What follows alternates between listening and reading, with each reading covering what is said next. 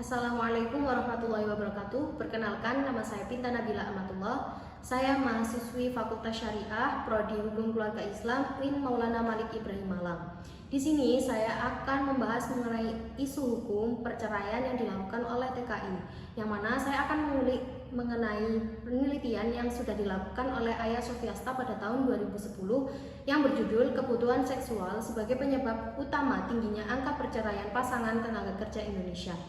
Sebelum masuk ke dalam pembahasan mengenai penelitian, perlu diperhatikan bahwa peristiwa yang tampak miris dalam perkawinan adalah perceraian atau talak, sehingga Allah itu sangat membencinya.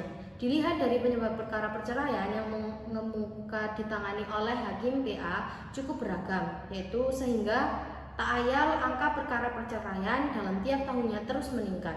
Perceraian seolah menjadi fenomena yang lazim di masing-masing lingkup keluarga. Data dan fenomena perceraian yang peneliti temukan di PA Pengadilan Agama melalui Hamid, Wakil Panitera Pengadilan Agama Banyuwangi, bahwa tingginya angka perceraian di Banyuwangi dalam 2 tahun terakhir ini lebih banyak disebabkan perginya salah satu pasangan ke luar negeri menjadi tenaga kerja Indonesia atau sering disebut sebagai TKI untuk meningkatkan kesejahteraan ekonomi. Sebagai contoh, jika perempuan yang berangkat kerja, perceraian bisa terjadi karena suami yang ditinggalkan melakukan perselingkuhan. Ini karena suami merasa tidak terpenuhi kebutuhan batinnya, sehingga dia melakukan perselingkuhan tersebut.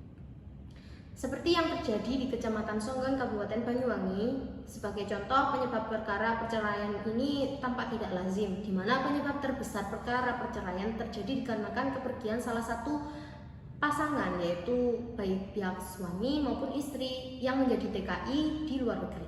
Padahal sejatinya mereka menjadi pahlawan devisa atau TKI tersebut disebabkan oleh mendesaknya kebutuhan ekonomi keluarga agar bisa mapan dan bisa bertahan dan melanjutkan prosesi kehidupan.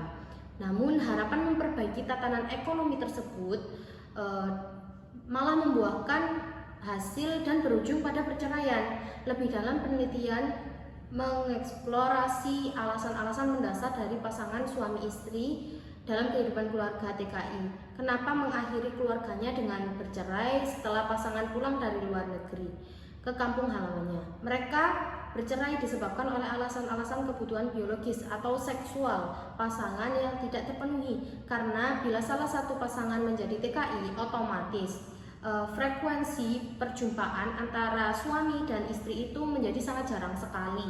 Bisa-bisa mereka itu bertemu sekali dalam beberapa tahun, yaitu saat hari Lebaran Idul Fitri. Biasanya mereka pulang kampung, bahkan bisa lebih, sehingga minimalnya pertemuan dari pasangan keluarga tersebut mengakibatkan absennya keberlangsungan kehidupan keluarga karena kurangnya kebutuhan biologis yang tidak terpenuhi.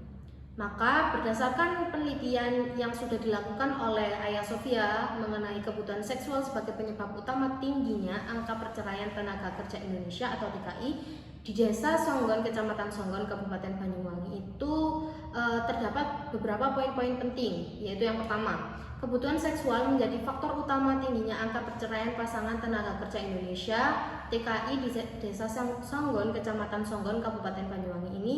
Kondisi ini secara umum disebabkan oleh yang pertama, tidak terpenuhinya kebutuhan biologis atau hasrat seksual antara masing-masing pasangan suami istri selama mereka berjauhan atau LDR di tempat kerja menjadi TKI.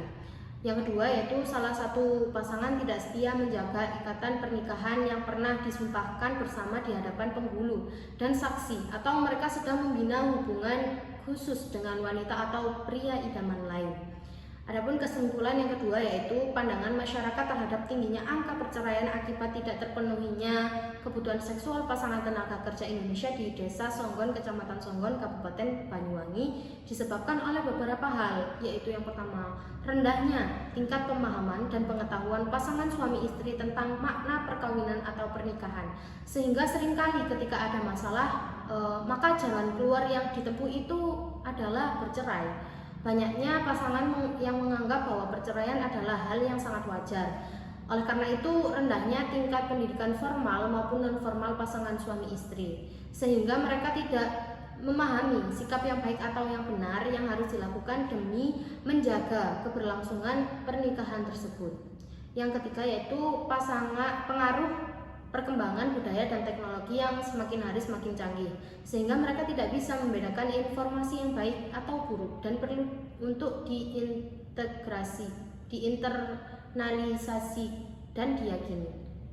Dan yang selanjutnya yaitu kualitas pernikahan orang sekarang tidak sebagus orang dahulu. Ya, kalau orang dahulu itu sekali menikah dan berlanjut seumur hidup, bagaimanapun kondisinya mereka akan sekali menikah dan bercerai dihukumi haram. Mereka hanya memahami bahwa pernikahan atau perkawinan itu adalah tempat untuk memenuhi hasrat biologis atau seksual. Jadi ketika hal tersebut tidak terpenuhi, maka mereka itu mencari pelampiasan di luar meskipun dilarang oleh agama. Yang terakhir yaitu kondisi tempat yang berjauhan atau LDR itu dan minimnya pertemuan antara pasangan suami istri, sehingga ketika salah satu dari mereka memutuskan untuk bekerja di luar negeri atau menjadi TKI itu menjadi jauh dari keluarga besar. Maka jika seperti itu yang dapat diambil atau solusi-solusi yang mungkin dapat diterapkan itu yaitu sangat penting bagi pasangan suami istri sebelum menikah itu memiliki kesiapan dan kematangan fisik, psikis, sosial, serta spiritual.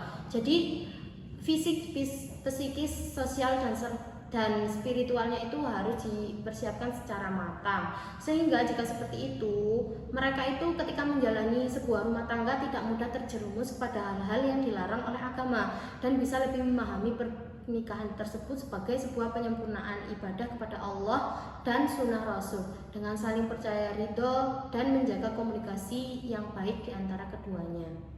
Baik, sekian yang dapat saya sampaikan. Kurang dan lebihnya saya mohon maaf yang sebesar-besarnya. Wassalamualaikum warahmatullahi wabarakatuh.